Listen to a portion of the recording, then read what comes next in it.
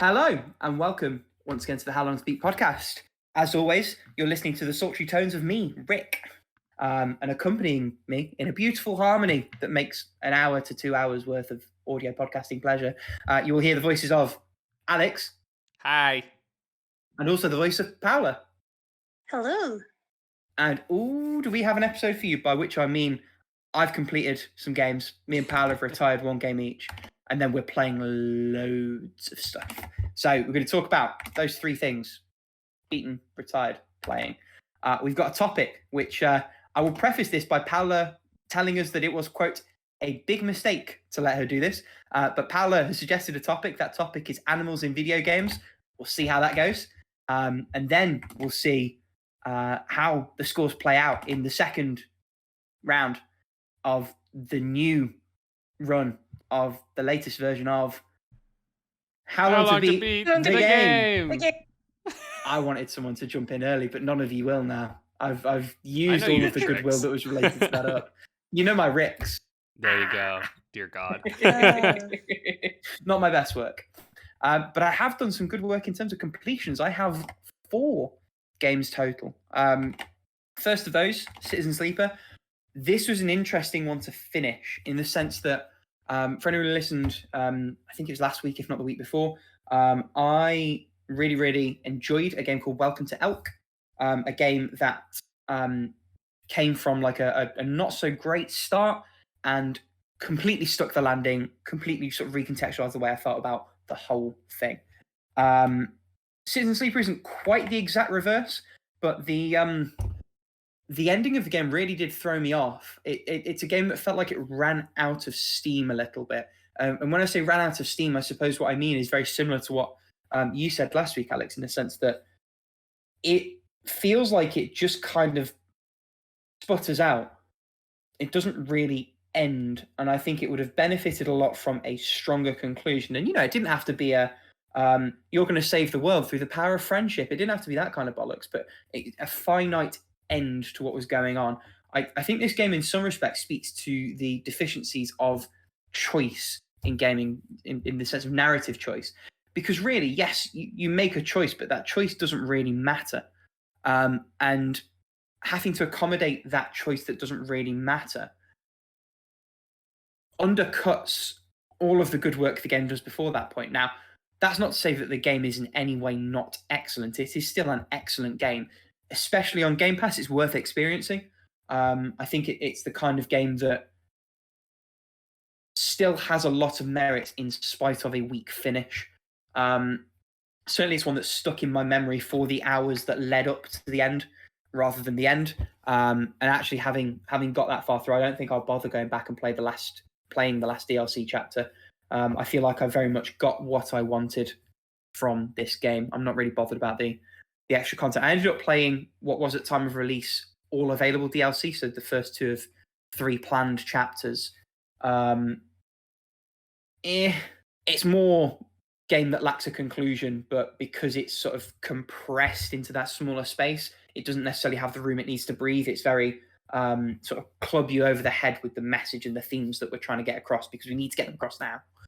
Great game. I almost feel like I kind of I mean, honestly, I kind of feel like that DLC is the end of the game. Like, I don't, especially because it's free, it felt to me as I was playing it less like DLC and more like, here's a conclusion to the game, or here is an expansion of the world that we're going to eventually explore in another game. You know what I mean? Like, it felt to me very like, just because it's contained. Like, I agree with you on everything too, but I am curious. Like, I do want to come back for the final one because I'm really curious to see what it does. Because if that final one wraps things up more satisfyingly, then I think it would be something that I could recommend even more to people to be like, oh yeah, and it concludes in this thing here.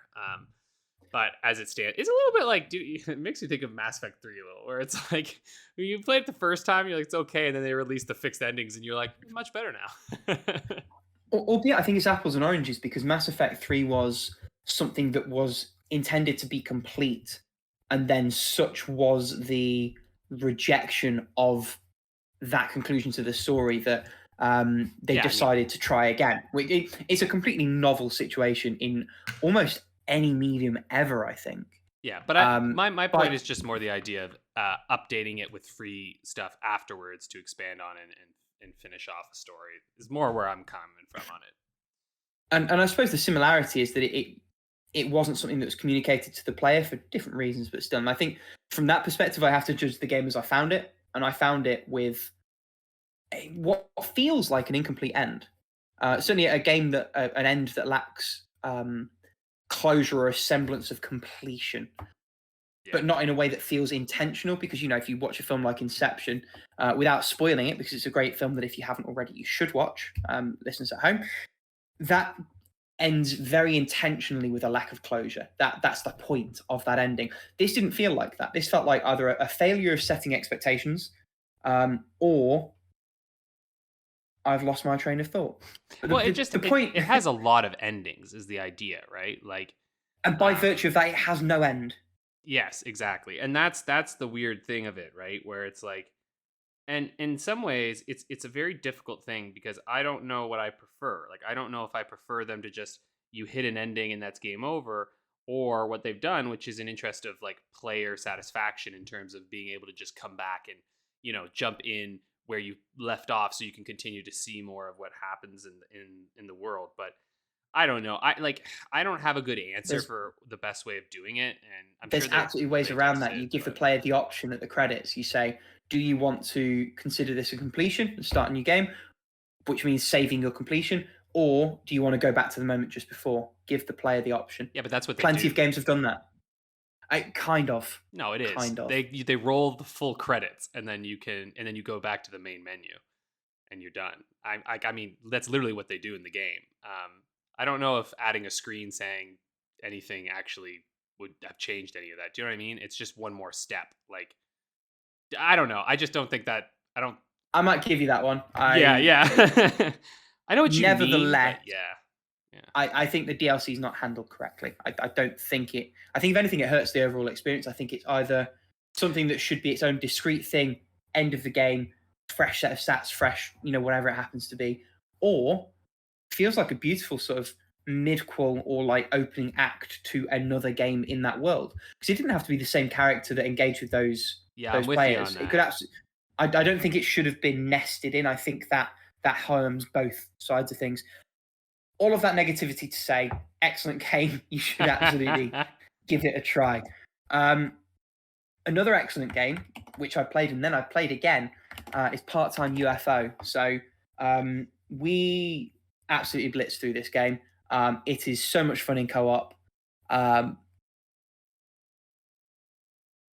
just going to gush about it if I talk about it, which I suppose is fine. It's really wonderful. It's great single player. It's different in multiplayer because it doesn't actually change what it asks of you in the slightest, and it doesn't have to, because that second player is both a help and a hindrance. Particularly in the final levels, where one of the bonus objectives is not to take damage, because although you can do the boss bits more quickly, you have twice as many opportunities to fail. The other, and this is such a nitpick, I feel bad even bringing it up, but you can't give player 2 a costume. Like, the whole point of the game is you accrue money by completing the missions, and the one thing you can spend that on is little cosmetic outfits, including a beautiful cosmetic outfit, nearly as beautiful as the dog that Paula is now petting. His little Yorkie. So there's a box boy outfit in Part-Time UFO, and if you press the right trigger, it's always a thumbs up. But if you press the left trigger, it pops up 2 boxes and then throws them. It's like a purely aesthetic thing. It has no bearing on gameplay, but it's the same sound effects, and there's so much joy to it. And all of the costumes have various things like that. And it's annoying that player 2 is stuck in a generic UFO the whole way through. The game itself is really, really That's good. A really weird choice. I can't even think, why wouldn't you allow player 2 to have costumes? It seems odd. I don't think it was necessarily a choice so much as an omission. So what you've got to remember is that started as a mobile game. And when they ported it to Switch, they added extra stuff on top, including the Treasure Island mode, which is like a roguelike endlessy thing, which we played once, and the lack of proper objective made it a bit meh. I think it's the kind of thing that you would engage with more as a single player. And co-op itself was a Switch exclusive feature. But it seems like they've just added the second ship in, and that might be why they don't change up the game logic or missions or anything like that. But it's just there's a second ship there. But yeah, for every moment that's a good thing and that makes it easier, it also presents its own unique additional difficulties. I've lost my train of thought again. This isn't ideal. I'm just having a little bit of a breakdown. It's a lot of fun co-op because the gameplay lends itself to that immersion sort of, oh shit, what are you doing? What's gone on? What's happened? And things are suddenly changing and moving around side of things. Particular note in my head was the one, there's a mission where you have a load of swim team characters holding various poses, and you have to build a tower of them in the pool up to like 3 meters of height. And you get a couple of rubber rings. And what we first tried to do is put a couple of rings in the water and then drop the girl that was doing like a cross pose. So both arms up wide, both legs down wide, legs first into that to give her a thing to buoy. The physics for that are fun. She did a full 360. Like, she was experiencing some G-forces when we dropped her in, and we had to restart the level because we spent a good minute laughing and there was not enough time to finish the mission at that point.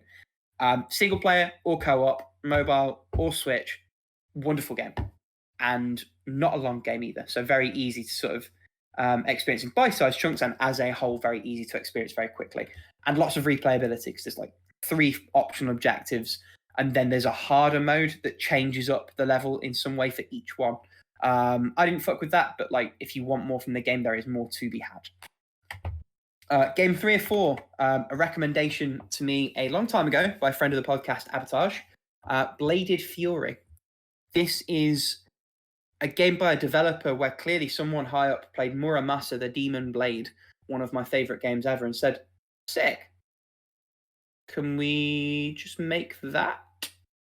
And they did-ish. The combat is not as nuanced. It also has the problem of overpowered special moves. So between save points, you get 1, 2, or 3 of each of these moves to activate.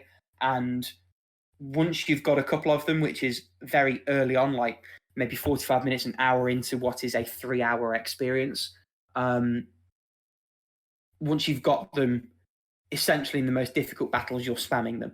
And the game still has some complexity to it, still has some things to give.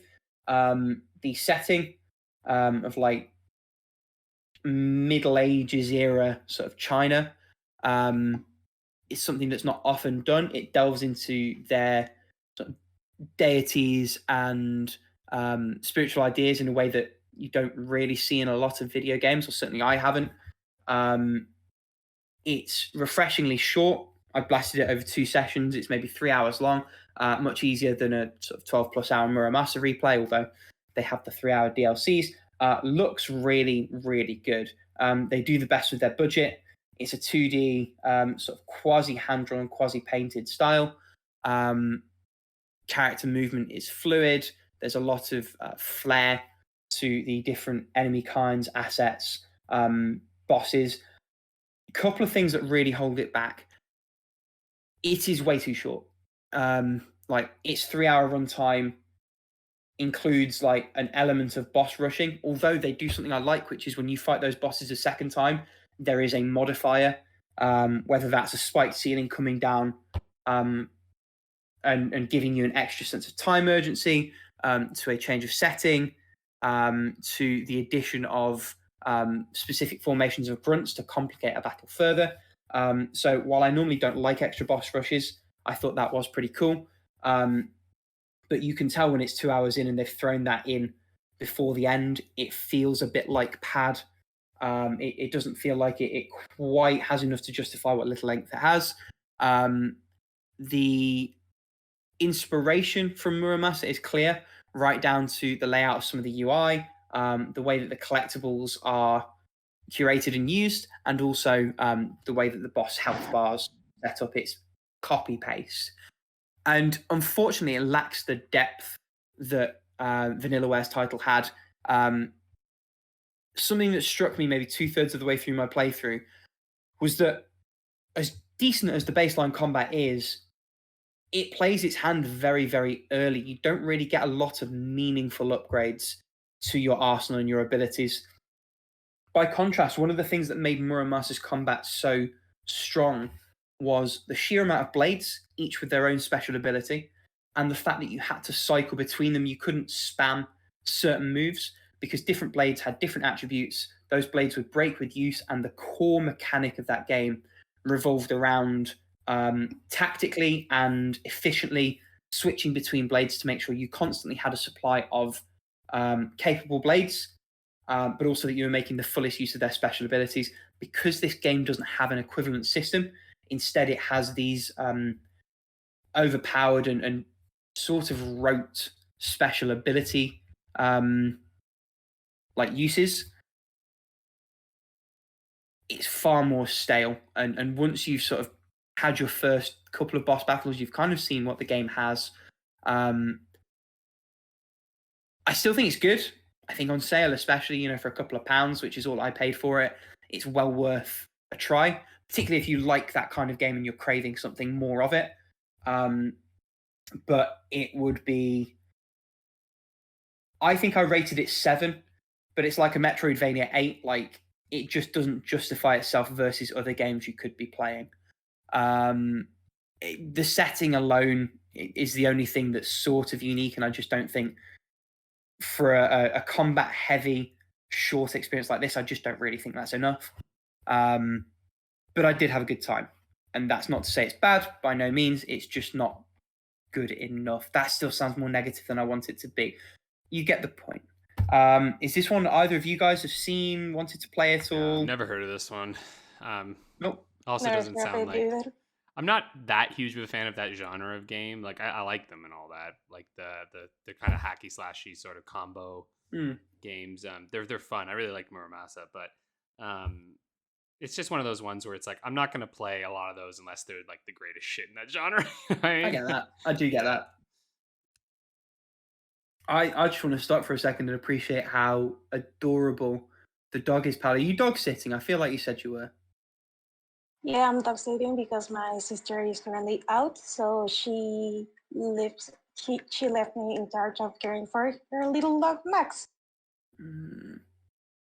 I want a Max. Classic. Do you reckon if you put him in a box and post him to the UK, he'll be all right? Do you reckon your sister might? I don't think she will.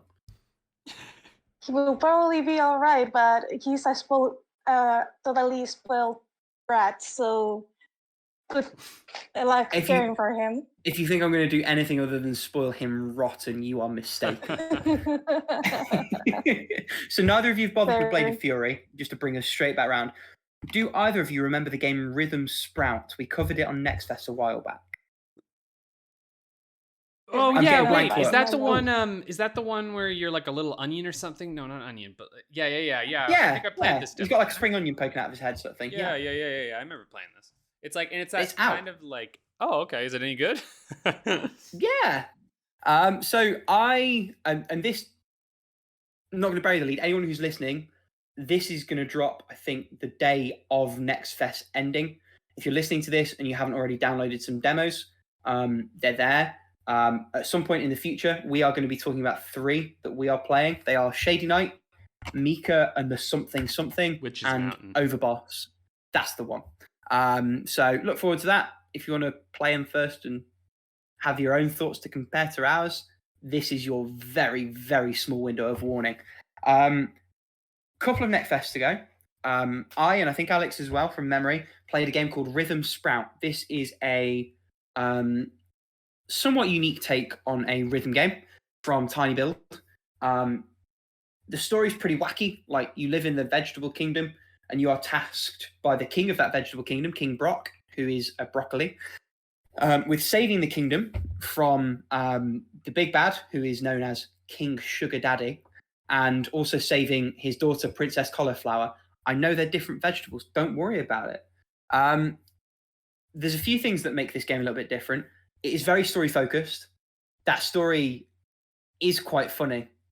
many parts, and humor is a big focus of what it's doing. It has all original music, which is really good. Like the soundtrack, and this you would hope for a music game. The soundtrack is the best part of it. It's great, it's really good. It's also a very different like input system from anything I've ever played in rhythm games. So you have essentially 3 inputs. You have left, you have right, and you have dodge. And it's like a 2-track bar as you're going across. So left is like a yellow chunk on the left half, right is a purple chunk on the right half, and dodging is a blue bar that takes up the whole line when it comes through. This has a few implications on gameplay. Firstly, it to a certain extent limits what can be done with the note tracks.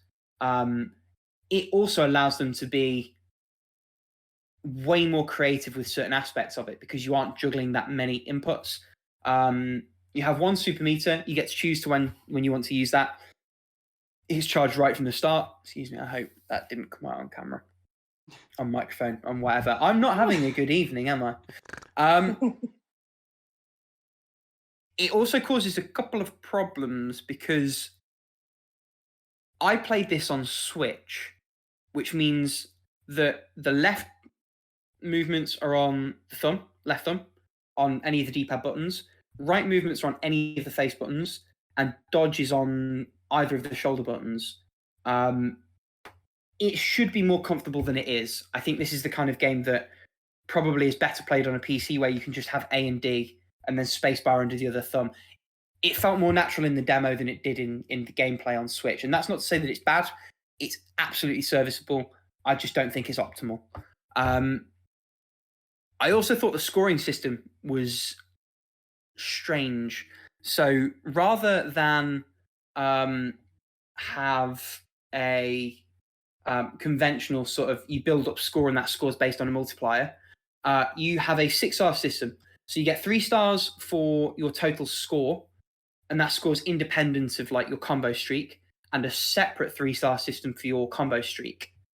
What that means is you have far less capacity to ride out a combo breaker with a with perfect timing on the notes. It also means that the score, you can still score really highly on the top one, even if you break the combo. But if you're trying to like clear all the things on all the things, you basically have to get perfect runs and get perfect timing on all the notes, which I get that's sort of the point of the game, but it feels like arbitrarily harder than it should be to clear a song, even on the normal difficulty. Game's not super long. It is super cute. The visuals are really, really nice. It's all sort of block colors, bit chibi-esque. Humor for the most part lands. The soundtrack, again, I cannot overemphasize this, is incredible. It's really, really good. And the game does throw a fair bit of extra content your way. So there's like an extra 10 prequel levels after the main campaign. There's some bonus like challenge missions. The game has a variety of different ways to play each track, so you can get a lot of gameplay out of this game should you so choose. I liked it. I didn't love it overall. Again, I think some of that is just a function of playing on Switch. I didn't find the control scheme super comfortable, but the game does hit what it absolutely needs to, which is that thing of hitting a flow state and the notes all feeling really, really good. So if you're looking for a rhythm game, it's an easy one to recommend. I did have a great time with it. I think play it on PC, and I intentionally haven't touched much of the extra content because I'd rather pick this up on sale on PC down the line and play it again, which I think in some ways is a ringing endorsement of how good the fundamentals of this game are. I think it's better on PC. I expect it will be better on PC, but the game itself is really, really good. And just another example of how great Next Fest is at bringing stuff you might otherwise have completely missed to your attention. Well then, Paula, why don't we move to our retirements? for the one non-me thing in the playing and the retirements. Yeah, Paula retired something that I'm not that surprised by. Yeah, I ended up retiring Zelda 2, The Adventure of Link. Even though I like the overall idea of the game, the execution and how the game feels overall, like the game is super punishing. If you lose your 3 lives, you're back to the beginning of the game. You have your progress, you have your items, but you have to navigate all the way back. I did have the rewind feature and the save states from the NSO. So in the end, I didn't drop it earlier because I have a way to not have to replay a whole segment of the game again to get to where I was going. The thing is, I arrived to a stupidly hard part of the dungeon to the point that I had to grind to level up and recover my health because otherwise I was pretty much out of life. I had to do a perfect run of the dungeon, otherwise I would have pretty much died. I have to waste one of my lives. Which, by the way, I think you start at the beginning of the dungeon if you use one of the lives, or if you lose all of your lives, you start at the beginning of the game. Anyway, this is a game I wish could see the light of day in the form of a remaster at some point, because a lot of the stuff that make the game hard to play is like how, I guess, archaic the overall platforming kind of feels at times. Like the overall movement isn't as tight as I would like it to be. So even though I got used to it, I really did have a hard time like trying to push my way through the game. So I guess next week I'll be talking about A Link to the Past, probably. Rick, Yeah, what is that thing that you have retired? This is a game that was like free on launch on the Epic Game Store for like a year. They had some exclusivity thing. It's called Sludge Life. It is a very vibe-focused sort of 3D platformer. It's got the whole like how to describe it. It's almost like 90s skater culture-y sort of thing, and it's got a filter over the screen to make it feel that way. The vibes were strong, and going into it, like it's one I've been meaning to get to for a while. And I had a free evening a few days back, and was just like, let's actually finally give this a go. It only looks like it's going to take a couple of hours on HLTB. Let's put a dent in it. It's kind of dull, man. Like the whole objective is to find spots to tag and tag them, and it didn't control super great for me. Everything felt very slippery, slidey. The vibes were good. That was kind of all that held me, and it didn't hold me for all that long. It's just like, I felt like I was wasting my time. It didn't really feel like I was swinging towards anything. I didn't really feel like I was getting anything out of it. Yeah, that's never a very good feeling in a game. Like just when you're just like, what am I doing with my life?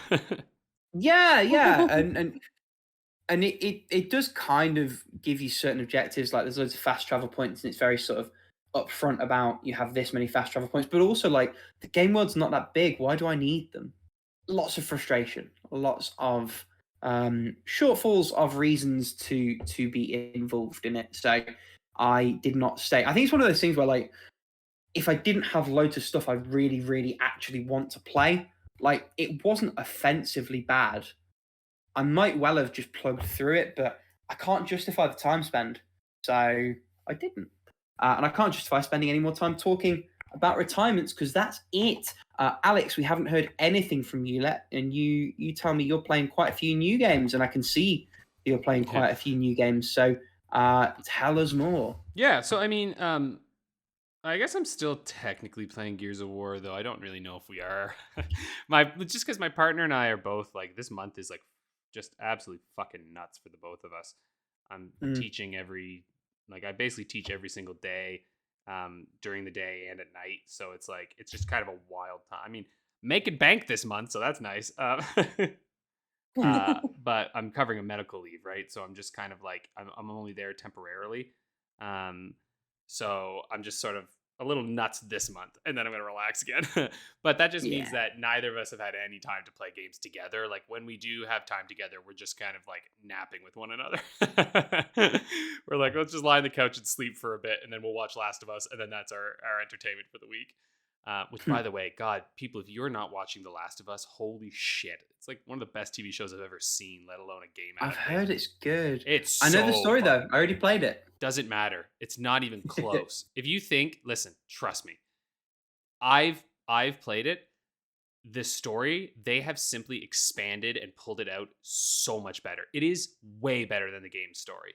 And the game story is great and it's on its own, but this is a completely different thing. Like I'd love to do a topic on this at some point if you guys watch the show, because genuinely what they've done is they were like, okay, in a video game, the story we told was one that could be told through a video game because you're controlling the player, you have to do this, et cetera, et cetera. And what they've done here is they're like, okay, now it's no longer a video game. Now it's a television show, right? Like what can we now do? And no longer having to be trapped in Joel's perspective explodes the world of that so much. Yeah, like there are tons of episodes that there's one episode Joel's in it for like maybe 10 minutes total. They anyway, super recommend. You and your partner, both of you, like Paula, like, you guys would fucking love the show. It's really good. Third episode had me bawling like a fucking baby. It was very good. But like it was good tears. It wasn't even like sad. It was like just good tears. I was like, oh my God, they made one of the sweetest episodes of television I've ever seen. And I was like, this is from The Last of Us. So anyway, yeah, that's another game I'm playing. But I've been playing a ton of Hi-Fi Rush. Like I think I'm about over halfway through the game. The game is so good that I have hardly touched Dead Space at all, which is not what I thought, because Dead Space is really good. Like, it's really, really good. Everything I've played of Dead Space so far is like, wow, this is one of the best survival horrors I have ever played. Again.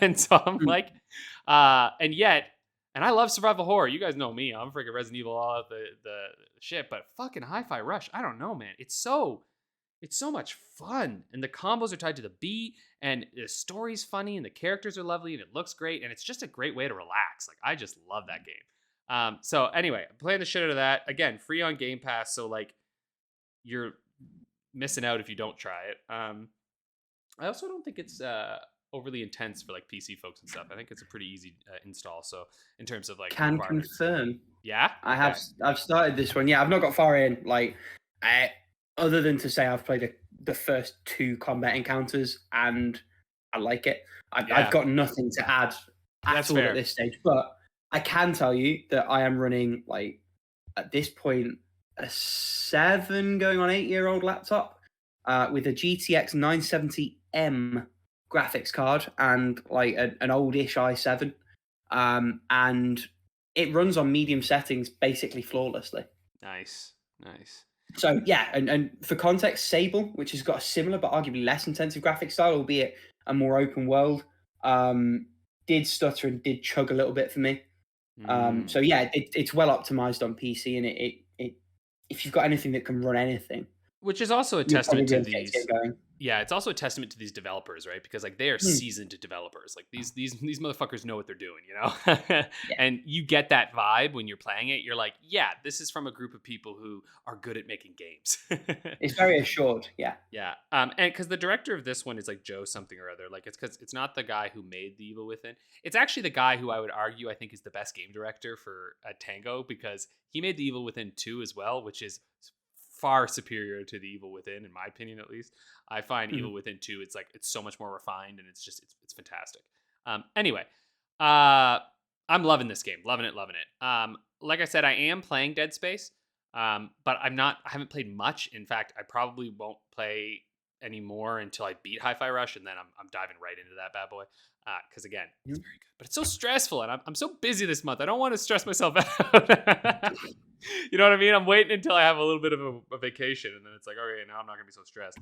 I also so Mario & Rabbids was actually just on sale a while ago, and I really wanted to play some like a Switch game of some kind, and I was like, oh, it's on sale, and I loved the first Mario and Rabbids, and so I picked up Sparks of Hope. Yeah, it's just as good as the first one. I mean, in fact, I can't tell if there's anything different, but it's been a long time since I played the first one. Now they had the sparks in it. So this one is like it's focusing on like Rosalina and like the like Mario Galaxy stuff more than what the first one was doing. So they introduced sparks, which are basically like the little like star things that you would get in Mario Galaxy, and they can like you get different attacks for them, and you can level up the sparks, and you can equip them on different characters. So you can kind of kit out your characters the way you want to. It's a good game. I mean, I love the idea of like I like the being able to free movement and like doing all the movement abilities and like hopping people off of each other. And now I have like characters who can do 2 or 3 team jumps, so we can like move across the entire map almost in like one go. And it's just like I don't know. It's really fun. It's really easy in some ways. Even on the difficulty that it's at, it's never been a particularly challenging thing, but they offer you some more challenging missions. So there are these like more difficult ones that you can play that are truly quite challenging. But at the same time, I don't really know if I would want to bump up the difficulty all that much with this game, because like, I don't think it's meant, do you know, like it's weird, right? Like this isn't one that I'm coming into being like, I want the most difficult strategy game I've ever played. It's more like, I'm here for a good time, not a hard time, you know? And it's enjoyable in part because if it's anything like the first one anyway, in part because it's quite straightforward. There's a degree of like comfort blanket to it as people who've played other difficult strategy games. That's a really good way to describe it. It is kind of like a comfort blanket where you know what you're getting into. It's almost like coming from if you like maybe put Celeste and XCOM together. It's almost like coming from those to a Mario game. It's like, it's what I want to play, but I also don't want to like struggle while I'm doing it. It's a different vibe with the same kind of mechanics. Exactly. And they still offer, you know, moments for you to kind of go and because like, you know, they're competent. Like they're a very competent team with this. So like if you want challenge, they have areas where they're like, here you go, man. And like, yeah, they can be pretty fucking cruel. Like there's some good shit that you can do here that you really are like, shit, man, I forgot how fast they can move. And it's tough because you can't see like there's no like range of sight kind of thing, right? Because like the enemies can move so quickly that you have no real way of knowing where the hell they're gonna go in a turn. You just kind of pray and it ain't near you at times. And there are so many moves that can like throw you way out of there. Like it's they increase the difficulty very gradually, but very well. Like they keep introducing new kind of abilities and new specials and stuff. So the story is fucking stupid, but it was stupid in the first one as well. And it's that's why it works, because it is stupid and they know it's stupid, and that's why it's fun. Is it still grid based in terms of the movement? Because I feel like I've seen screenshots that suggested it might not be. Was the first one grid based? Yeah. Oh, okay. Yeah. That's what's different about this. Not grid based at all. It's completely right. free. Okay. You just because when you said it was like exactly the same, I was like, is it? Ooh. That's why I can't remember what the first one was like. That was the deal. And this one, okay, because in the first one, did you have to select where you were going? Yes, but Bebo was like your cursor almost. Oh, okay. This game is crazy different then. So the way this game works, there is no selecting control now, isn't it? Yes, you run your character all over the place, and you can like run them all over. And you can. The only thing that changes is that when you shoot, you stop moving. So if you shoot, you have to stop. But all your abilities can be used anywhere. So for example, I could run into the middle of a group of people. I could dash them. I could then trigger a like area of effect special attack, and then I could run away, go hide behind cover, and shoot them. So it's like it's the most unique strategy, like turn-based strategy system I've ever played, because I've never had this amount of control in this way in a game like this before. And what makes it neat is like when you team jump, you know, you're just moving them around, then you land, and you can still move all over the place. It's really interesting in what it does. So yeah, it's extremely different then. And I think it's a smart change, to the point where, so clearly it's so effective because I didn't even realize after having beat the first one in the DLC that they changed anything. It just felt natural. So clearly they did a good job on that. Yeah. You know what I mean? So like in that sense, I'd be like, yeah, well done. You guys hit it out of the park. It's just it's so weird. I know this is sort of a tangent, but it's so weird how good these games are. Mm. You know, like the concept is so stupid. I hate the Rabbids in a lot of ways, and yet they're so funny in this, and they're so well used. And it really, like, I don't know. I think what it proves to me is that, like, because let's be honest, the Rabbids are like the minions of the video game world. And I think the thing is that they're effective when they are secondary, right? Like when they are sort of in the game, but they're not the game, they're like really good. And then when they're the full game, they start to grate on your nerves because you're like, oh, it's a little much. I think having them cosplay as other characters almost brings out the best qualities of the Rabbids. It does. Because you almost get to see them as an inversion on a trope. Yeah. And like, yeah, and I mean, Rabbid Mario is so fucking, he's very funny. Though I will admit, I rarely use any of the Rabbids when I'm playing. Yes, that's the other thing as well. You had to have at least one Rabbid in your team, and if I remember correctly from the Edge write-up, there's no no requirements. There's no party requirements. You can even just get rid of Mario. Yeah. You always have to be in the party in the first one. Yeah, you absolutely don't have to use Mario. I mean, I do because he's fucking a tank in this. His Overwatch is broken. Yeah. Yeah, he has 2 shots. Oh yeah, the Overwatch is insane. Like him and Luigi's Overwatch is like fucked because you can you can in one turn. You can, like, I have Luigi now, could dash 3 times in a turn. So I can kill one character with Luigi, you just have to team jump. And then you'll hit Luigi's Overwatch. You'll go with Mario, dash someone, shoot it up. He'll shoot that guy. You'll do the same thing with Mario. I've won games in a single turn. Like, I don't even have to have them do anything because you can just do so much stuff, which I think is great. Like, that's a really fun and like cool thing that you can do with their system. And they encourage you to try to figure out like how can you win as fast as possible, because really the longer you play a game, the worse it is. But they have lots of different like, you know, some missions you have to survive for a certain amount of time, others you have to get to a certain point, others you're killing a certain amount of enemies. You know what I mean? Like they offer a lot of variety in it. It's not all the same every time. So yeah, I can't recommend it enough. I'm sort of playing it like alongside another game we'll talk about in a second here, which I didn't think I was going to get, but Nintendo did this. They do this voucher thing, which I don't know. Do they do that in the UK? Do you have these Nintendo Switch vouchers? You can buy them on the eShop, yeah. Okay, great. But my motivation on the eShop is very different because my employer has a policy that you can exchange things for reward points, including Switch points. So all my games, I just buy them a la carte like that. And if it's a big box title, I'd rather have the chip anyway. But I know that's not your motivation, so I'll let you get back to yeah, no, I couldn't give a fuck about physicals. But I just don't give a shit. I used to, but I actually, at this point, I have so much shit in my house. Like, I play wargaming now, right? I got all my Lord of the Rings figures. I need space in my house for my figures. But anyway, they had these things, and it's like it's not a crazy amazing deal, but it's like $40-50 off of like 2 games basically, which honestly for a number of them where I'm like, they're not going to get cheaper anytime soon, or they're just not going to get cheaper for some of them, or there's a few where I'm like, if they do get cheaper, this is actually going to be the best discount I'll get for them. You know what I mean? So it's like, all right, I'll get some vouchers. So I got one. I think I got. Did I get 2 of these? Yeah, I don't know. I bought a bunch because I did pre-orders for Zelda, Tears of the Kingdom, and Advance Wars. But I got Scarlet, and I got Fire Emblem Engage because I really want to play them both.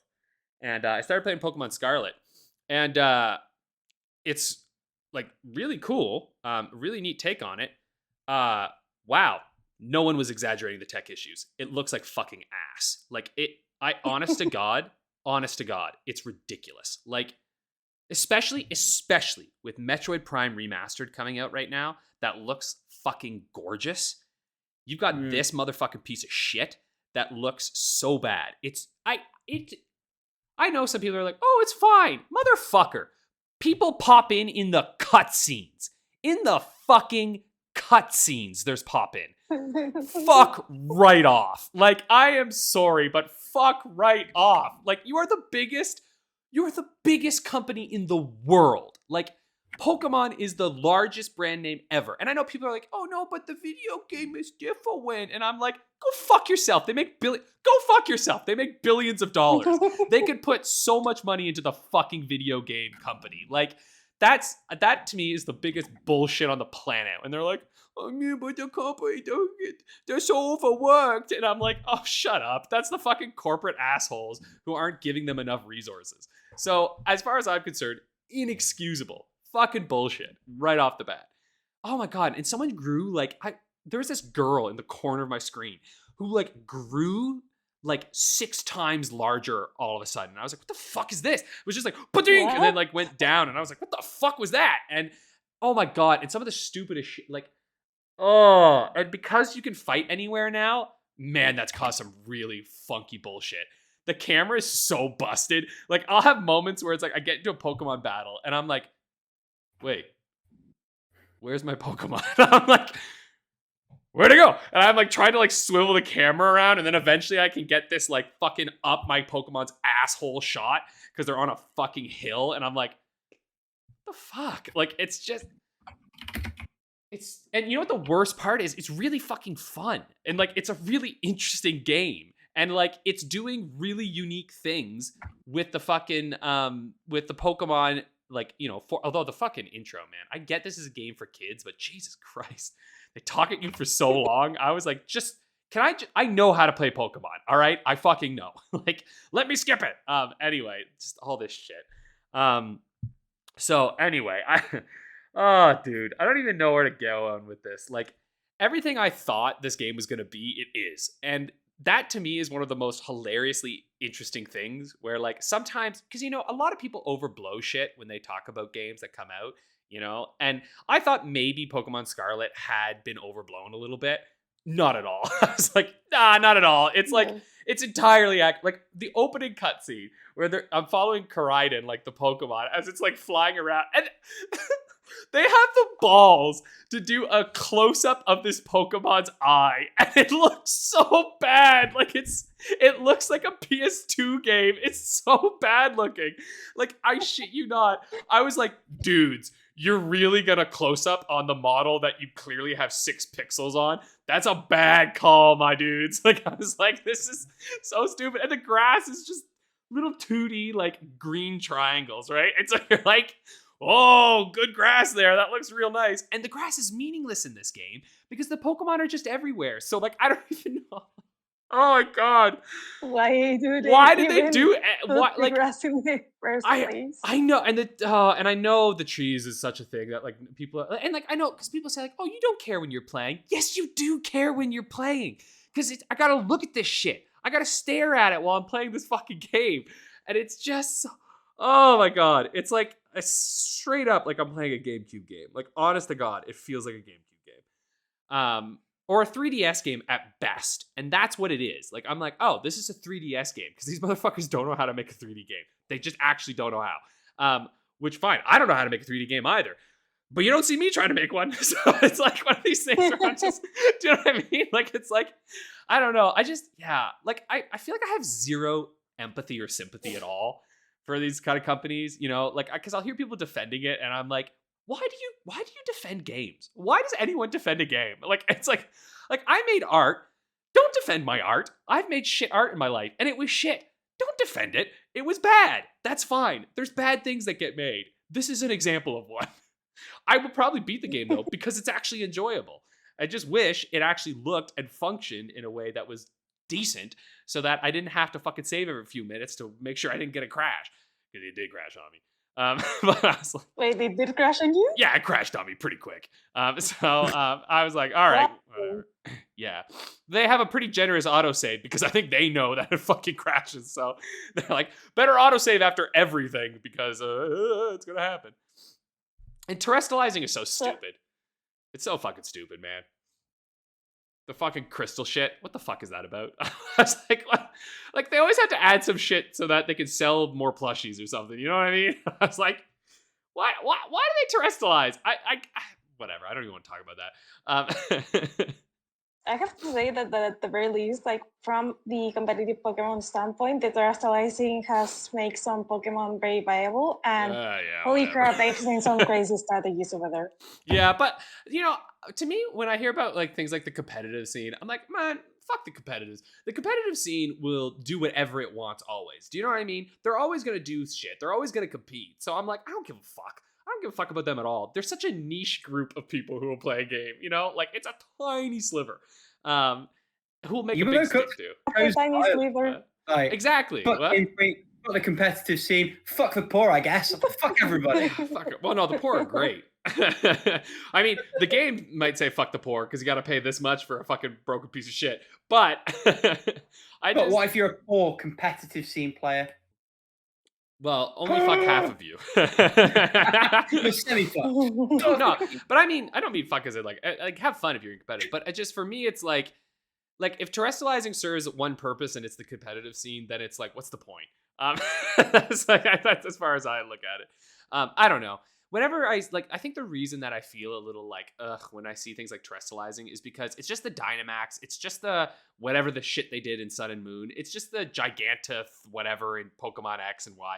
You know what I mean? It's like it's the gimmick for the game that you're like, oh, here's this thing that I'm never gonna give a fuck about that makes my Pokemon look a lot worse. So I'm like I don't know. This is just me. Evolutions were cool though. Which one? Mega Evolutions were cool. Oh yeah, Mega Evolutions were actually neat because there were actual new evolutions. That was cool. Dynamax is like, oh look, your Pokemon's big and the sprite looks worse now. Have fun. Just because you blow it up. Do you know what I mean? Like I was like, they were never meant to be this large. And Z moves Sun and Moon was like, hey, now you get to do like one super powerful move, and that's it. Yeah, and Z moves were definitely, I think, they're the worst of all of them, for sure. Because they were like, what was the point of these things? But terrestrializing is pretty stupid. I have to say, it's pretty dumb. It looks dumb. It looks really dumb. Oh, hey, look, my fire Pokemon has a chandelier on his fucking head now. Cool. And you're like, that took up so much development. Like, here's why it's fucking stupid. You have a game that has so many fucking bugs, has fucking horrifying textures, and you spend probably an ungodly amount of hours terrestrializing all the fucking Pokemon in the game. That's what you spent your fucking time on. That's what you spent your time on. Shit that doesn't even need to be in the game. Shit that absolutely doesn't, but they need to put it in there so that they can make some excuse for raids and shit, right? Even though the raids could just be strong Pokemon because they made Titan Pokemon in this what the fuck, Game Freak? I'm so angry about this game. You're making me so glad I don't give a shit about Pokemon. No, but it's fun. That's the fucking stupid thing. The stupid thing is that it's really fucking fun. It is. That's why I'm so upset about the game. It is genuinely fun. The game is genuinely fun, but it looks like us and it runs like shit. This is what drives me nuts. It's genuinely the best Pokemon game probably ever. Like, it is probably the best one out there. Like, genuinely. Which is why it is so fucking frustrating that there are so many stupid fucking things in this game. Because you're like, literally, I can do whatever I want. Oh my god, this is what I have always wanted.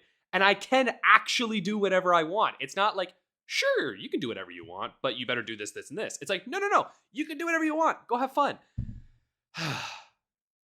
Game Freak's gonna fucking take years off my life, man. Every fucking time they put a game out, it's like, they pull me back in somehow. They get you in every fucking time. Anyway, I actually do recommend Pokemon Scarlet, despite all the shit that I've said. I legit recommend it because it is actually very fun. It's just you're gonna go through an existential crisis while you play the game because it's fucking insane. It's that trade-off for me. You get decent video game. You also get 5 years off your life. This is literally what it is. This is like, you're going to lose a couple years off your life playing this game, but you're going to have a really fun time while you do it. So like, I don't know what to tell you, man. Yeah, holy shit. What a weird game, man. Oh, also one other thing. Why is there no voice acting? Why is there no voice acting? They don't have the budget for that. They're a lonely developer, Alex. They can't stretch for that AAA stuff. There's a specific section of the game. I'm not gonna say when. You're gonna notice. You're gonna know. You're gonna wish that section of the game has voice acting. Oh, I know. There's a couple I know. Anytime they yell, I'm like, could you please do voice acting? It's really weird. What part are you thinking of, Paula? I don't even care if I know. Find out. I'm thinking endgame. Ah, okay, in the end game. Yeah, and there's no voice acting, you're saying? There's no voice acting, and it's like, why didn't you put voice acting at the very least in this section of the game? Okay, well, once I Like, get it would there. have made it so well. Yeah, well, because it makes it really weird because there are these like really intense scenes where like there's this music playing and then it's just a guy doing nothing, just moving their Yeah. arms, and then and then it says like run fast, and it's like, that would be a lot more intense if I wasn't looking at a subtitle without any sound. And it's like, because again, I know Pokemon is the biggest thing on the fucking planet, so they're gonna put it into every goddamn language out there. So I get it. I'm not expecting voice acting everywhere, right? Like, I don't need it in conversations. Whatever, that's fine. Lots of games don't do that. But in your fucking cutscenes, yeah, man, you need it. You fucking need it. Because honestly, that's not going to cost that much. The amount of cutscenes in this game, there's not that fucking many. You could probably, one day per language, easy, guaranteed. I've done a lot of voice acting. Absolutely, for this game, you could voice act the entirety of the game in one day, easy. And yet, no. Just no. Just weird pantomime throughout all the cutscenes. Oh, Lord almighty. Anyway, I don't know why I give a shit. This is a game for 10-year-olds. You know what I mean? Like, that's like, like, it's a game for 10-year-olds. You play basically a 10-year-old, right? Like, that's who it's for. And yet, look at me. I get pulled in every fucking time because it's fun. All right, I don't want to talk about Pokemon anymore. Fucking game. Well, I'm gonna continue talking about Pokemon then. Yeah, go down.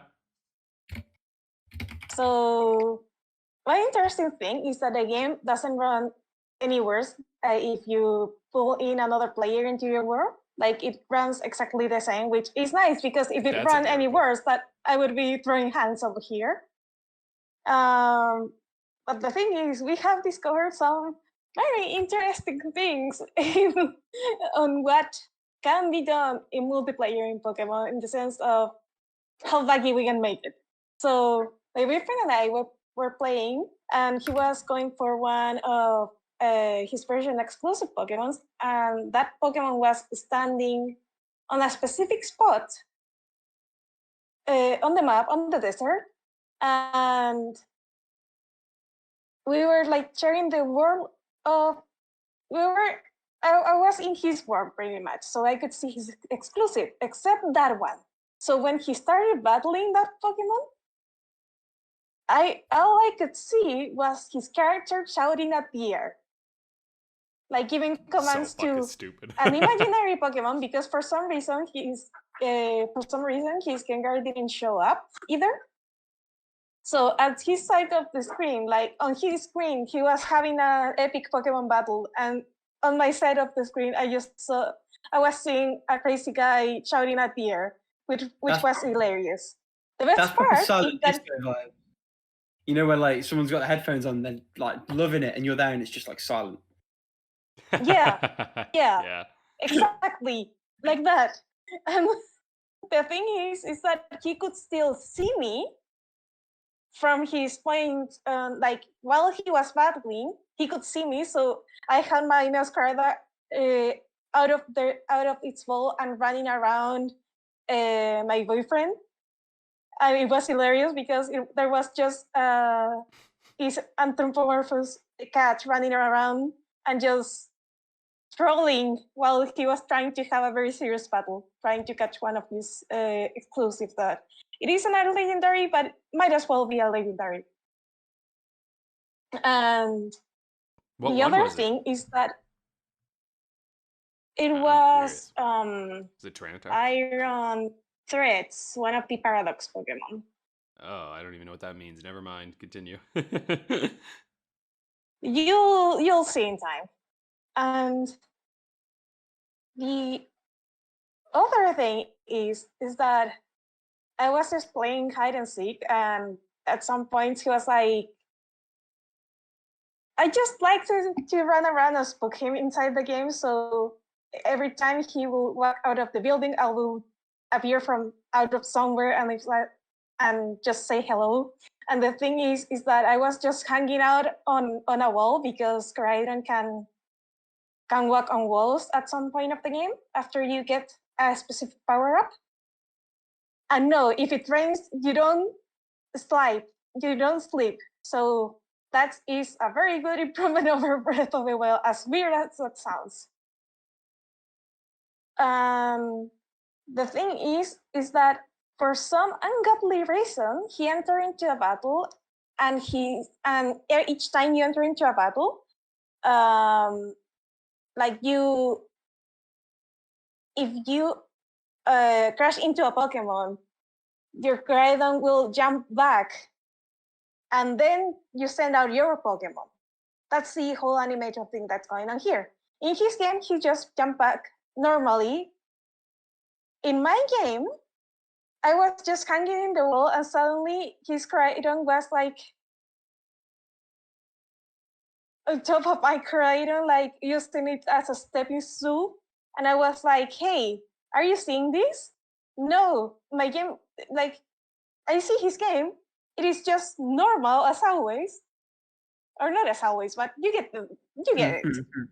And in my game, it was like, hey, I am a bird perch now. So it was weird. Action. Yeah, and I think those are the most notable instances of we finding bugs on the multiplayer. But we've had a good laugh because of all those mishaps. And sometimes he will just be battling a Pokemon, and I'll just send my Pokemon to auto battle other Pokemon, and he will hear the super effective music, or like super effective like tune, I guess. And he's like, okay, I'm just here trying to battle, and you're destroying the entire ecosystem around me, like in 2 seconds. And I'm like, no, I don't know what you're talking about. Proceeds to kill another Pokemon. And he's like, I knew it. Anyway, as for the Pokédex, I have 22 Pokemon left to be caught, so I can complete the Pokédex and receive my training charm. And that's about it for Pokemon Scarlet. As for Pokemon Showdown, I finally decided on a team, because I've been trying to make a team for Season 2 on the competitive Pokemon scene on Pokemon Scarlet. And the main Pokemon that I have is Dragonite, which is a Steel type, and has the ability multi-scale. And I really like Dragonite because it can be very, very bulky and hit like a tank.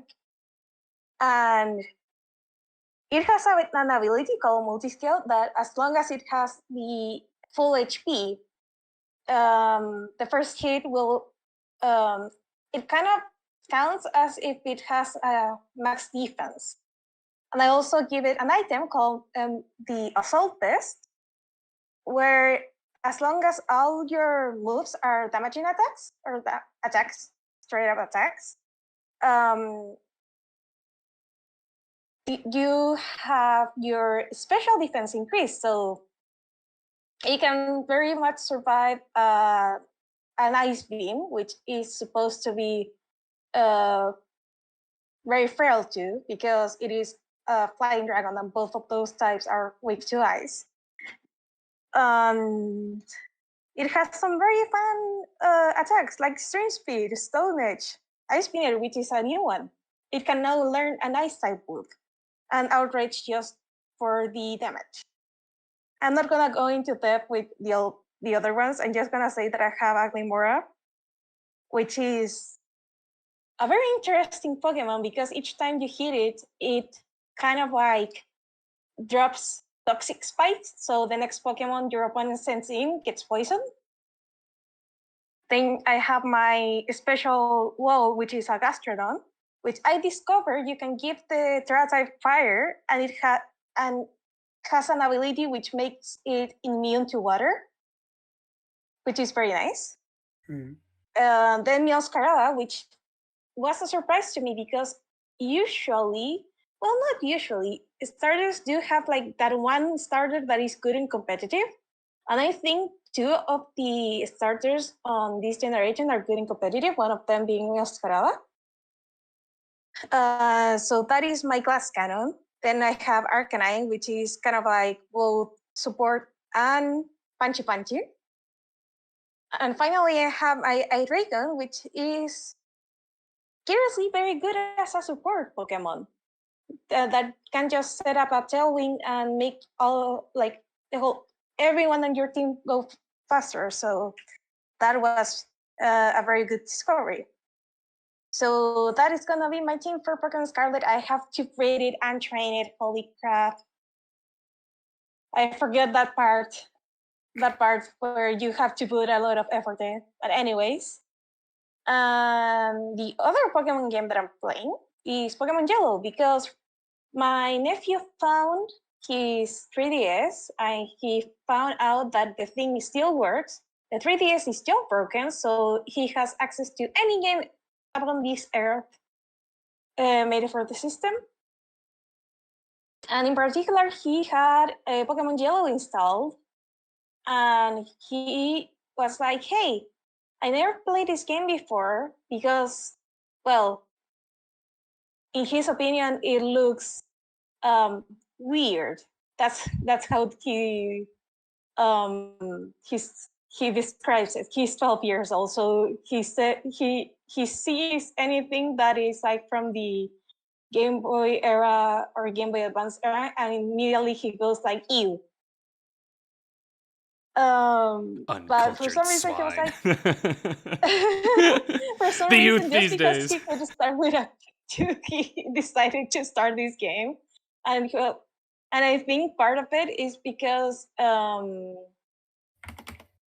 for some reason he likes seeing like the previous stuff on Pokemon, and one of the things that he heard about a lot is about the graveyard in Lavender Town and how the music was kind of creepy. So he wants to experience that for himself, which is kind of cute, but I didn't say anything at him.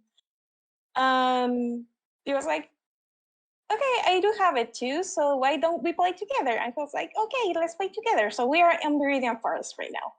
And since he's not here right now because he's on vacation, we'll continue playing Pokemon Yellow whenever he comes back.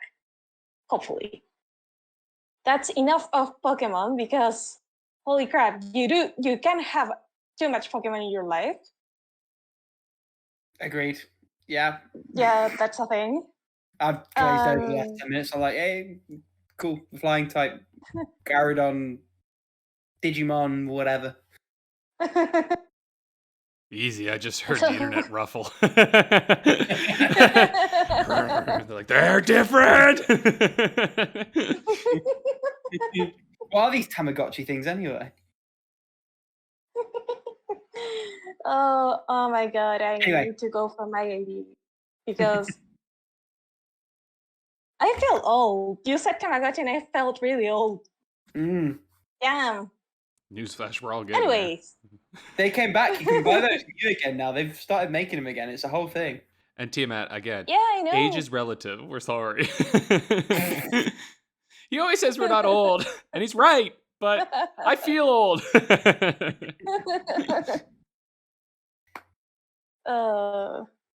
I mean, I was thinking, oh, right, I really wanted that Eevee Tamagotchi. You know, guys, did you know there's an Eevee Tamagotchi? I believe it. Of course I didn't, but I believe it. Like, I kind of want it, but it is too expensive for being just a Tamagotchi, so I didn't get it, but it is cute. Anyway, back to the program. The other thing that I've been playing is Café Enchanté. Enchanté. And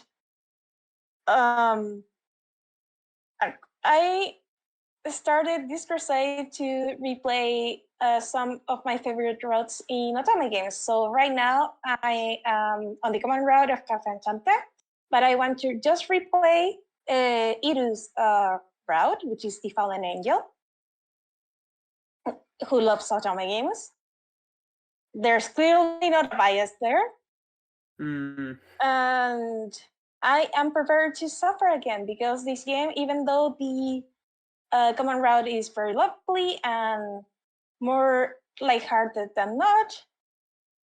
Edith's route in particular is probably gonna break me again, which is fine. The road is fantastic, and it really reminds me of an RPG. And I'm like, why isn't this game an RPG? Because it has like so much like RPG nomenclature, and it has RPG like music, and it has like RPG like scenes. You even battle the god. You have to battle God, and it's like, why isn't this game an RPG? And it has a scene straight up of Shin Megami Tensei in one of the other routes, but I'm not gonna say which one because it doesn't mean anything in this podcast. Anyway, I'm just gonna go with the flow, have some fun with this game, and probably I'm gonna jump into Pure Fury or other game after this one.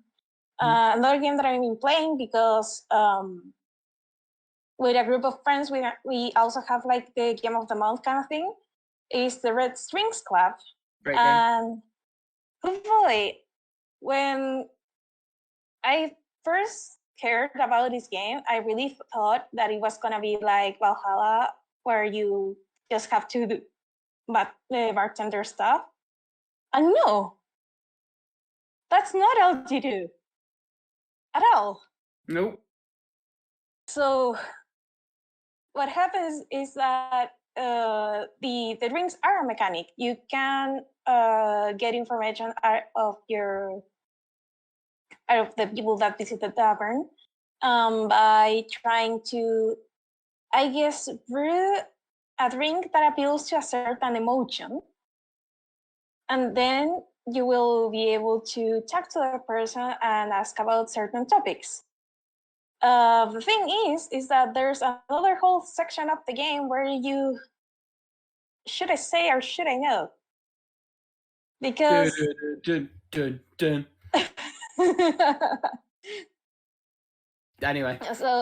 Anyway, so there's this android coming into the tavern, and you kind of like see their memories, and then there's a corporation doing bad corporation stuff to the surprise of no one. And the thing is that this game starts treating the topics in such a way that you start questioning your own point of view. And it is amazing. I'm not very far into the game yet, but I'm like 1 hour in things. But I'm really enjoying it. It's not a very long game. I'm double checking my time as we speak. I played this game a while back, and it is really, really good. Interestingly, the game is almost like an excuse to compile a load of like short itch.io experiences that the developer had already made. So again, just because I don't remember what bits come before or after sort of roughly where you are in the game, I'm not going to sort of divulge any specifics. But a lot of these sort of individual moments are playable as their own things via itch.io, and a lot of those little mini game section things have been ported to Vita as their own separate parts. I played this game and completed it in just over 3 hours. So you're actually probably further in than you think, Paula. Nice. That is very good to know. But because it's a great game. Really good story. Yeah, I really like it, but I couldn't imagine it like being like over long because it would overstay its welcome probably. But like you wouldn't know what to do. Excellent. Yeah. That's it for the Red String stuff. Join in the next episode for more about it, and probably some existential crisis from my side because holy crap, it is doing that already. Another game that I'm just starting, but I want to shout out anyways, is Chaos Head Noah. Finally. This game, I waited so long for an English patch and an English version of this game because the community of Zero initially, like last year, was making a PC port for the game because I think it's originally on Xbox and something else. They were like translating the game and making a port. Short after, it was announced that the game would get an official localization with a port for PC, Switch, PS4, and I don't know if Xbox or not, but then just before the game released, it was banned from Steam, and after the backlash, it was relisted on Steam. Ooh.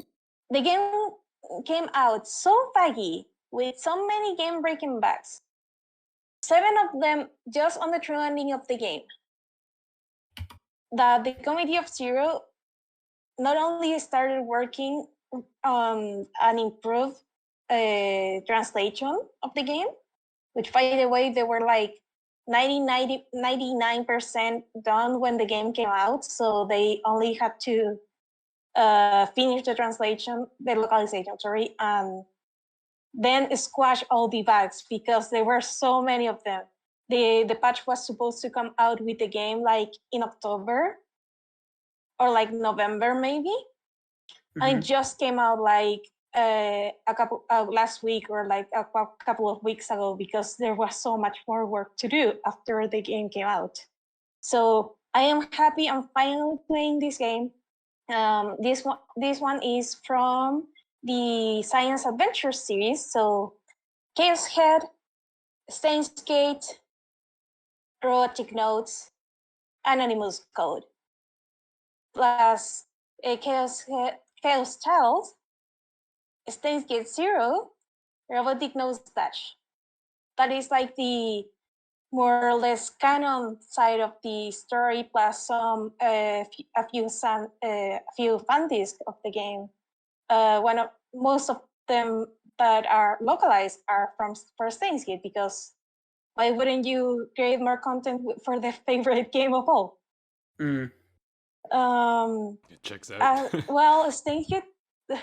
Steins Gate talks about time traveling, and Robotic Notes talks about, from what I watched in the anime anyway, talks about mechas and AIs. From what I watched from the anime, which I know is a shit port or like a shit anime based on a game, but still has the overall plot of it, is that there's this phenomena where you can kind of like cause mass illusions for people, where there's like this person with a backpack that emits a signal and makes like a whole side of the city hallucinate about, for example, a monster breaking in and destroying the city.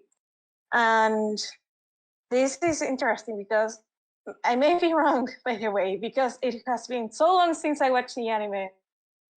And I remember, first of all, I remember the protagonist being kind of pathetic. Also having like this imaginary friend and living in like almost like a cargo thing, like one of those cargo things for the trucks. Containers, a container, living inside a container. Yeah, I know what you mean now. Yeah. Blank for a minute there, but yeah. And being pretty much a hikikomori and spending all his days just playing games and maybe going to school, but I doubt it.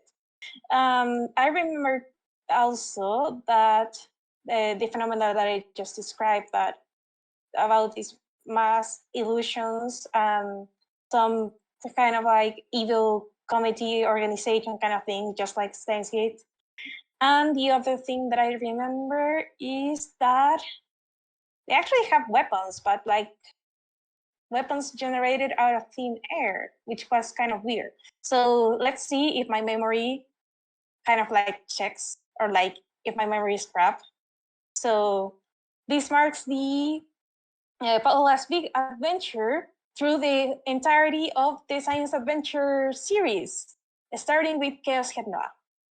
And I'm so excited because I finally can play every single title of this series, like at least the mainline titles, localized in English. You don't even know how happy I am because of that. So yeah, and finally, I swear this one is the last one. Operation Tango.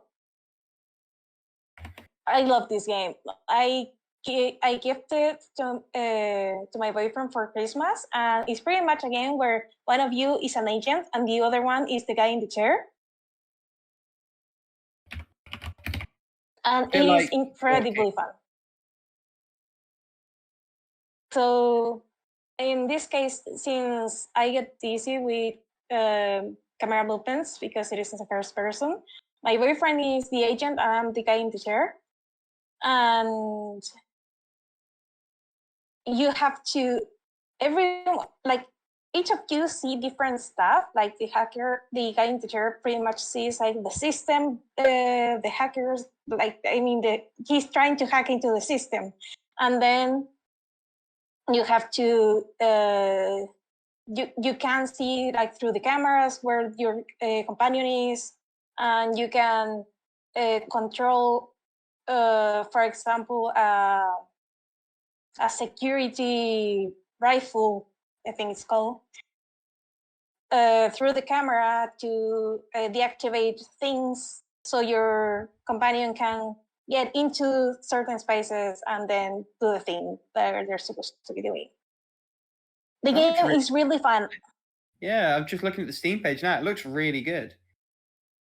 I totally recommend it. I 100% recommend it. It is a very awesome game. We only done a couple of missions, but we're gonna keep coming for more because this game is just plain amazing. And it has to be played co-op, and you only need one copy of the game to save the world, as the Steam page says. The other player can just use what is called the friend pass, like in It Takes Two. Yeah. And yeah, I recommend it. Go play it. It is on Steam. And finally, that's all for me. Sorry, go on. I thought I had it through PS Plus. I thought I recognised the key art, but I don't think I do. But it is on PS4 as well. Yeah. Why don't any of you, Rick, take it away? Yes. I'm tired of talking. You had to think you hadn't, then, didn't you? You had a moment. So I've played a few games since we last spoke. Obviously, we've already talked about Hi-Fi Rush, so I won't touch on that anymore. I played a lot more of Valkyrie Profile Lenneth. So for context, when we spoke about it last, over the course of maybe like a month plus, maybe even 2, I'd played the opening couple of hours. I'm now on 15 hours. It's really properly clicked for me. And I think the game doesn't do the best job of onboarding, doesn't do the best job of making it exciting from the word go. However, with a guide, and once you've got a team together and some grasp on the mechanics and the way the menus are laid out in the back and the cadence of leveling up characters and sending them to Asgard and the way those other things work, there is a lot of fun to be had here. It definitely still shows its age in some areas. I think a guide helps to mitigate that massively. The map also starts to come into its own in some of the more complex dungeons, mostly because the ones in the guide aren't great, and some of it's written, I think, with the expectation that there were going to be sort of labels denoting which door on one section of the map goes to which area on another section of the map, and they just weren't implemented at all. Whereas the wireframe mapping game does sort of point from box to box to show you which paths lead where. So between the two, you can absolutely understand where you're going. I really like the storytelling of this one. You see more of it as you go through more of the game. Although the overarching plot is about this big sort of climactic battle for Asgard between the forces of Aesir and Vanis, your moment-to-moment gameplay is focused very heavily on like the life of the humans in Midgar and the idea that the gods have abandoned them, and big existential questions, real sort of tragedy to these stories as well, because the ones you hear mostly are the ones that result in someone dying, and as such being a candidate for an Einherjar for the Valkyrie. So the storytelling's good. The combat, once it gets going, is very good. The menus kind of suck. There's no getting around it, but you learn your way around them. And I think it's the kind of game that's worth sticking with to see the meat. Like a chicken drumstick, like it's worth getting your hands messy to get it off the bone. So been having a go. I know that's an analogy and a half. I got a face from Alex that said not where I thought I was going with that, but so really enjoying that one. Especially now I've got this week off, I expect to have finished it by the time we talk next. I've played a little bit more of FF7 Remake, but I mean I'm only just out of Seventh Heaven for the first time. Like, I'm still very early game. It's like 5 minutes here, 10 minutes there. Once I'm finished with Valkyrie Profile, I expect I'll have a bit more time to devote to that one. Haven't really touched Klonoa 2, but it's still ongoing. I've played about halfway through the Vita port of Dead Space. This port is not perfect. There are a variety of sort of bugs of varying sizes. The two main ones are if the console is slept for too long, the game just freezes up. You have to restart. The second one, I've only encountered this once, but somewhere in and around chapter 5, there are 12 chapters total, the audio just cut out on me. And again, I had to just close the game down and restart it to fix that. A known issue with this port is that subtitles don't work. And with the story being told heavily over audio between you and someone off-site, the audio is quite important to have. The game holds up. The quality is absolutely there. And I am enjoying it far more with physical controls. It was perfectly serviceable on touchscreen. They absolutely made it make sense. However, the whole HUD-less design thing struggles a little bit when your character's health bar is underneath the thumb that's controlling their movement. So that doesn't really work all that well. And they had to be creative with some other solutions. So like your stasis is activated by pressing a button on the shoulder pad of your character. Infinitely better on controls, where that is just a press of the triangle and movement doesn't cover up your character's health bar. The game is a really cool sort of cut down demake of the basic sort of Dead Space formula. It's set halfway, but it's set between the first two games. If you have a Vita and are willing to jump through a couple of hoops to get this port working, it's not to be missed. I think even if you know nothing about Dead Space, this game absolutely stands up as its own thing and was designed to be as such. Although it's like a midquel, you can tell this was something where the thinking was, well, people try this on mobile, they might buy the actual game. And I think the quality is such that that would have been a fair assessment. What else am I playing? I'm going to scrub that because I've basically not started it. That's a mystery game that you guys will find out about later. Two other games. First, Taiko no Tatsujin Drum and Fun for the Switch. I'm not sure if I've mentioned it on the podcast, but I have got like a full fat Switch now, an OLED model. Went splits on that with my girlfriend. We've got Mario Kart, played bits of that. Obviously, we played part-time UFO on that. I bought myself a Switch Taiko drum, and I've been playing some Taiko drum. It's really good.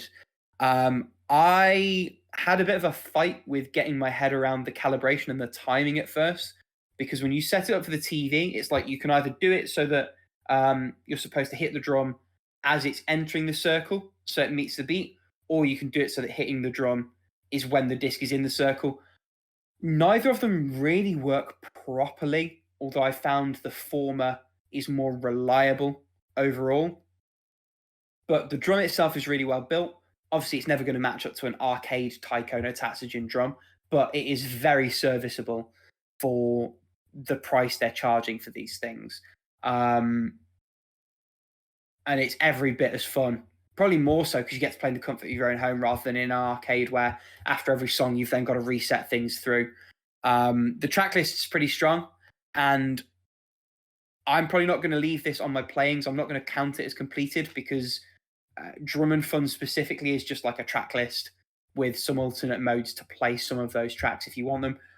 When they go back on sale, I am absolutely going to be buying one of the two like Taiko no Tatsujin RPGs that they released for Switch, where playing the drum track is like your RPG combat. I'm looking forward to getting around to one of those, but I just wanted to gush about the drum. It's a great setup. I like having it at home. It's really, really good as someone who already liked the Taiko drum stuff and wanted that experience in the comfort of his own living room. And then finally, would you believe it? There's more Dadish content. So long-time listeners of this podcast will know that I adore Dadish. It's a series of mobile and Switch games where you are a dad who is also a radish, going on adventures to find your radish and possum children. What the developer has done now, and I'm not sure how I feel about this broadly, they have released a version of Dadish which has a new level every day of the year. So 365 levels of Dadish on a day, hence the name of the game. They're saying currently only available for that 24-hour window. I wonder if, and this might just be boundless optimism, at the end of the year they'll say, all the levels are there for a fee, maybe. It's ad supported, or you can pay like a $5 to get rid of the ads. And the interesting thing is the levels actually skew a fair bit harder already than the mainline Dadish games. And I think that in part is because if you're playing daily Dadish, you're probably already aware of Dadish. It does also, to a certain extent, tie into the way that the game is set up to monetize with ads and things like that. But the gameplay is still good. There is still charm. You still have these little dad joke back and forth with your radish children at the end of each level. So lots to like here. Worth saying, I don't think I'd be able to hack this on Switch. I don't think I'd be opening this game every day for a year there. But on mobile, perfect. Those levels are like a minute long at most, and a couple of tries to get the star time, and you're done for the day. And I actually, although I wish it wasn't bound strictly to the one a day formula, and I hope that changes down the line, I am a big fan of the game itself, and I am looking forward to playing more of it. So that's everything that we have played. Paula, why don't you tell us about the topic this week? Okay, so everything started when I was looking at the scene and I was like, damn, I should continue playing Stray because what a great game. And I haven't played it at all. And then it dawned on me, you don't usually see like non-anthropomorphic animals, like you common animals in video games that in the protagonistic role. Yeah. Like you usually see the anthropomorphic oh my god, I can't speak. Alex, Ray, can you help me? Anthropomorphic animals. Thank you, guys. And then it was like, hey, why don't we make the topic of animals in video games? And then I was like, hey, what if we make it even wider with animals and creatures on video games? So we can include like mythical creatures just such as, I don't know, dragons and slimes and stuff like that. Just to make it a little bit more fun. Okay. That's where the idea came in. So where do I even start? Because as I said, in Stray, you play as a cat, a literal cat. Is this cat special? No, it's just a cat. And I think that's the beauty of the game. You just play like an everyday cat in a very weird scenario where everyone is a robot. And you have to go back with your sibling cats by solving this kind of mystery in the quote-unquote underworld. And I have to say the work that... Oh, sorry. Oh, no, go ahead. You can keep going. I'll add in after. I have to take this chance to gush about the the attention to detail about this cat because it really feels like a cat. It's not like, hey, this is a moving block with the skin of a cat. No, it is a cat. It moves like a cat. It drops stuff like a cat, and it will break things like a cat. So, and it pretty much like just, I guess it goes floppy if you put a backpack on it, like a real life cat. That was quite adorable, and it was like, poor thing, what have they done to you? So that is like which animals have you seen in video games, anthropomorphic or not? Like, how are they represented in games? Like, what are their roles too? Like, I don't know, in Stardew Valley, they're like either food or like they produce stuff to use as food. The one that jumps out, and this is, I suppose, the closest analogy to Stray, is was it called A Dog's Life on PS2? Did either of you play that one? No idea. No, it doesn't ring a bell. It's kind of like Stray, but it's not cyberpunk. You're just like in the world, and you're a dog, and you like follow paths with like your smell-o-vision, because obviously dogs have got a fucking sick sense of smell. Like, it was on the PS2. It did not have the level of fidelity that Stray benefits from, and you didn't really feel like a dog. I wouldn't say it was necessarily that accurate to it, but it was all right, and it was even more novel at the time because it's just not like in the early to mid noughties, this shooty bang bang era. It just wasn't the done thing, I suppose. Well, I also the other think, one oh yeah, I was gonna say, I think part of the reason why maybe we're even seeing a little more like, you know, as Paula said, slightly more realistic portrayals of animals now is just that we can do it. Like when you think about it, the motor functions of animals are ridiculously complicated to animate and to program. Think about how fucking shite your horse controls in Red Dead. And those are some of the most realistic horses on the planet that they've made. And they fucking suck. Like, there's a reason why so many of these, like, even in like Skyrim and everything, like when you ride a horse, it fucking sucks. Like, it's bad. Because like when you think about the mechanics of a horse and of any kind of animal, it's like we're no longer in bipedal motion, right? Which is like we already have a hard enough time animating humans in games. Yeah, right? Then you incorporate fucking 2 more legs in that shit. And you've got animals that can like, and also like cats and shit, like these fucking slinkies of an animal that can just like bend and do weird shit all the time. It's like, to get that to function properly in a game, I just think I think it's a significantly harder challenge than it appears to be, you know? And like, I also think that ultimately the question of do you be realistic or not ends up, I don't know. I think it makes a huge difference in the game because I think some of these animals, if you turn them into like, if you try to actually program them like realistically-ish, they're probably not very fun. And even a game like Stray, from what I understand, the platforming is really controlled in that. Is that right? Yeah. Yeah. It's like press A to like jump up on things. You have to be on very specific places. Like, first of all, it has to be like something you can be on, like a table or something like that. And then it has to be programmed for the cat to be able to jump into it, because otherwise you would have I think you would have a lot more trouble navigating the world if you could jump just like anywhere. I think wherever you are. It would break the illusion a little bit as well if you could just send them sort of flying. Yeah. But I think that's the issue. Definitely. Right? Like here you trade off realism likely for gameplay. Because frankly, I would have a great time jumping around as a cat.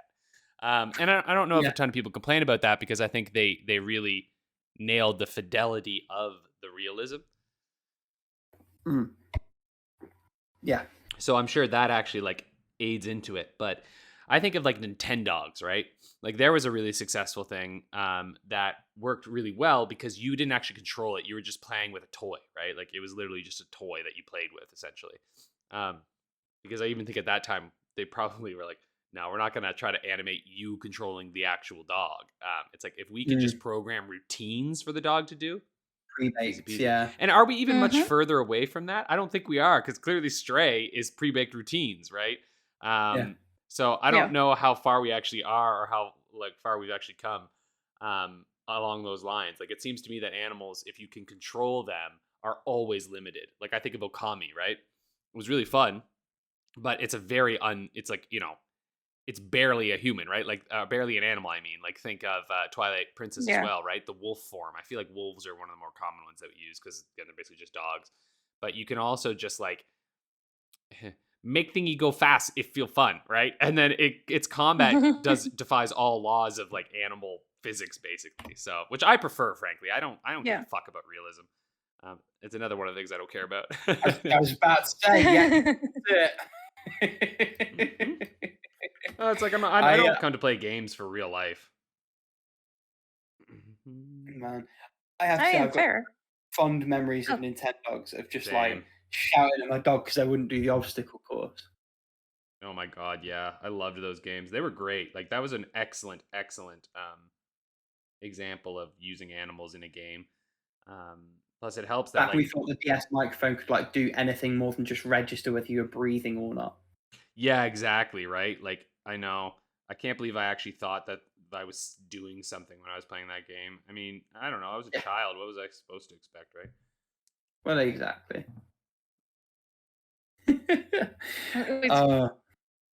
What were you going to say? You say like, oh, so many fun memories of like shouting at my dog and trying to make it do stuff. I'm like, I have not so fun memories of shouting at Pikachu and Hey You Pikachu and trying to get it to do stuff. God. Did you have Hey You Pikachu OG? Yeah, I got it when I went visiting my cousin in the United States. So I got it like for $5 with the microphone included. Hey, that's all right. And yeah, that's all right. It was a very good deal. And it was like, hey, I really want to, hey, Pikachu, I really want to play this game because, I don't know, it's something I skip as a little kid. So, holy crap, I wouldn't have had the patience to even try it as a little kid because, first of all, you have to speak in English. I didn't speak English as a kid. Like, English, what's that? What's it tasty? And but second of all, like, Pikachu will kind of like understand what you're trying to say when the microphone works. If the microphone works, the game goes flawlessly. If not, which is most of the time, you're gonna be yelling at Pikachu a lot. And Pikachu will be like, oh yeah, I'm gonna go to sleep now because I don't understand what you're trying to get from me. So yeah, that's... Yeah, I don't know if I have much more to say, honestly. I mean, then you have like Little Dragon's Cafe, where you have this dragon that helps you discover ingredients and like explore the world and trying to grow your your cafe. Not much to say there. Yeah. I thought the dragon was gonna be like a bigger part of the game, but surprise, surprise, it isn't. It's just a thing for you to fly on to different islands. Then you have Kingdom and Kingdom 2 Crowns and all the other ones. And well, first you need the animals as food, but then you have your horses, and in 2 Crowns you can have a hippogriff, and it will attack the enemies. Like, if there's an enemy just like in front of you, it will attack it. And it was like, hey, this is actually very useful because that is like one less opportunity for me to lose the crown and lose the game. And if we don't include like anthropomorphic animals, I don't think there's much to say in the topic anymore. I think a lot of animals in games are like mechanical, right? Like I'm Yeah. skimming through my completions, trying to remember games that had animals that stand out in it, and I came through Guacamelee 2, where the chicken was literally just instead of having a morph ball. I've come across Kero Blaster, where the frog just a gameplay character, doesn't really make a difference. And I have come across what was the other one that just jumped into my face? Sly the raccoon. Just a character, doesn't really Well, make yeah, a all the difference. anthropomorphized ones. Yeah, because I mean, I feel like when they become characters, they're anthropomorphized usually, right? Like when you actually get to play as them. Yeah. Yeah. I mean, Whereas, there is Fluffy in 13 Sentinels, best game ever made, where it's anthropomorphized kind of in that it's like a human taking that form, but also like that cat component bleeds into the personality in a bit. And it's also a way of like tying into the story. It gives the character behind it a degree of mystery because you're not seeing them, you're seeing that avatar. And I think that's an interesting halfway house. But yeah, you're right. I think once it's an anthropomorphic also, thing, that's the such fact a that they're animals common is big. Japanese thing. I don't know what they have about black Wait. cats that talk, but that is just such Sailor Moon. That's like the whole thing. It's like I mean, I don't know. And then you Just like have a the space cat for Gravity Rush. Yeah, You do. that's what I'm saying. It's a of big course thing. you do. Yeah. I don't know why, Yeah. but I guess just because cats are companions, maybe. I don't know. Cats are cool. know.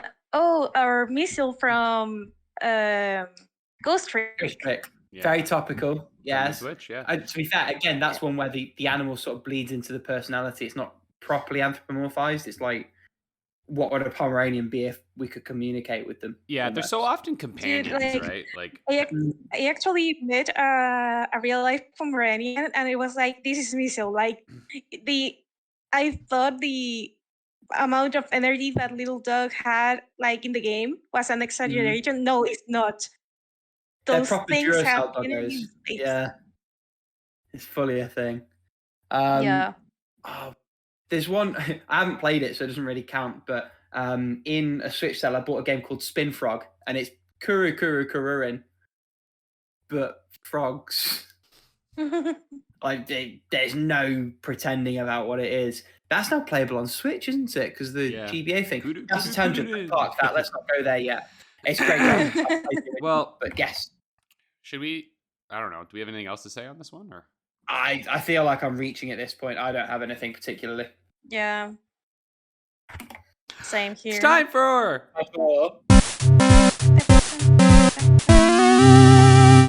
How Long to Beat the Game. It's me hosting this week, and I've already taken the liberty of doing some randomizing. Your game this week is Cook Serve Delicious. Oh, I know that game. I know that one. It's like it's This is the kind of first what one. it says on the tin. It's like a Diner Dash First one, right? It's the first one. Yes, yeah. These games are really well received, from what I remember. So obviously, as per the way this game normally works, you will each be submitting to me times for main plus completion, and 100% completion. Whoever gets closest to that time as it shows on How Long to Beat gets a point. And then there's my choice of a bonus question for an additional 2 points, 5 points each up for grabs. So what would I like to make the I think I have an bonus idea for these ones.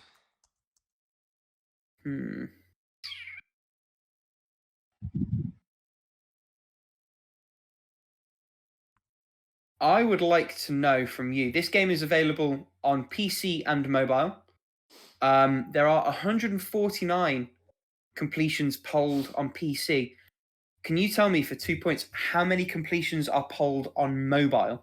Oh, interesting. Okay, so You how many? said 149 on PC. Yes, And then how many are on mobile? correct.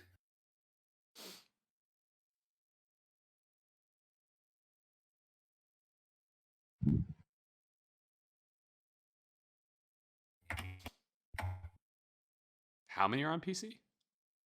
149. Okay.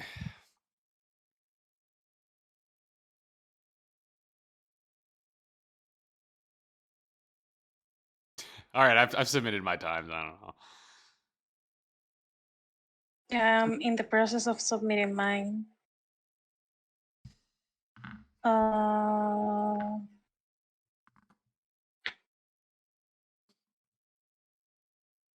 I'm just going for it. I think I was telling Paula, I think in the progress of this recording have got a cold or something. I'm like suddenly got throat's all gross and ugh. What the hell? No Maybe it's just idea. allergies. Alex G's. Yeah. Although you've been very good with the tactical mute. I'm quite good at my tactical mute. I mean, this laptop's great because it has like an actual built-in microphone mute key, which Oh, that's fun. it's awesome, man. I'm like, that's fucking so perfect. It's clearly designed for There you gaming, go. So.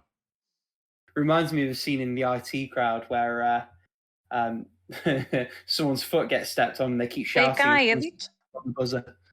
Sorry? Can I edit? What? You can edit. I haven't clicked on your thing yet, so you've got time to edit.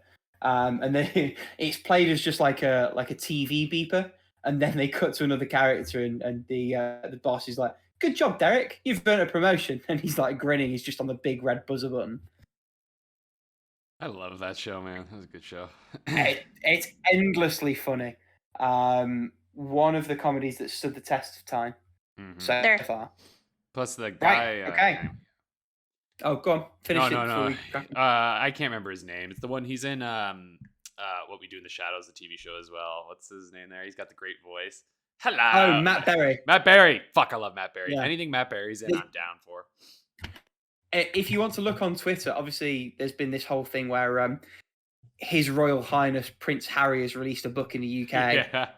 And there's a character. There's a passage about him treating frostbite in an uncomfortable area, and Matt Berry recorded himself doing the voiceover, and that is a 90-second clip on YouTube. I'm pretty sure I've got it. I can probably send it to you after. But literally, if you go on Twitter, search Prince Harry Matt Berry, it comes straight up, and it is fucking hilarious.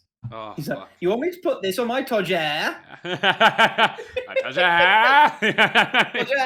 He's so good. So, hello. Cook says delicious. Yes. No, bad. Right. Name time. Alex, you have put 20 hours. Yeah. Paula, you have put 18 hours and 30 minutes. The time itself is 18 hours. So first blood goes to Paula. Paula, good job. Main plus. Paula has put 25. Alex has put 30. I don't think I'm getting points. The actual time is 26 and a half hours. Oh. So that, I believe, is Paula's again. Yes, it certainly is. So 2-0 to Paula. 100%. Alex has put 30. Paula has put 38. The actual time is 37 and a half. Oh. So that's 3 for 3 for Paula. There you go. I don't know. Clean sweep on the card as we go into our bonus question. So I told you that the 2 platforms available on the site are mobile and PC. PC has 149 completions. And to answer the question, how many completions are there on mobile?